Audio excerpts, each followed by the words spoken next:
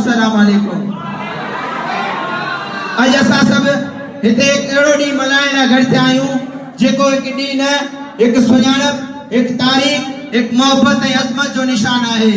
जनाब सदर, फिर तहज़ीब फ़क़त लिबास या कारी अजरक जो नालो न आहे, उहो आहे अमन, रवादारी, मोहब्बत ऐं इंसानियत जो पैगाम आहे।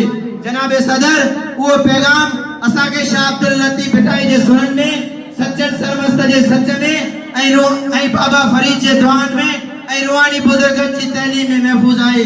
जनाब सदर, अॼु असां जॾहिं अजरक ओढ़ूं था त उहा फ़क़त कपड़े जी चादर न हूंदी, उहा इंसान जी गैरत ऐं इज़त जी निशानी हूंदी। जनाब सदर, जॾहिं असां सिंधी टोपी या पटको पायूं था त उहो असांजे सखावत जो ताज आहे।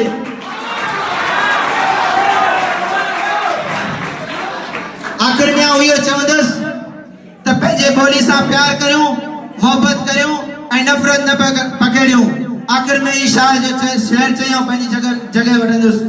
मोहब्बत जे मन में से मेरा कीअं थियनि, मोहब्बत जे मन में से मेरा कीअं थियनि, अवल ॾेई सजदो अल्लाह खे पोइ ख़ल्क़ जी ख़िदमत कनि, उहे कीअं न वली थियनि, इश्क़ कयो अल्लाह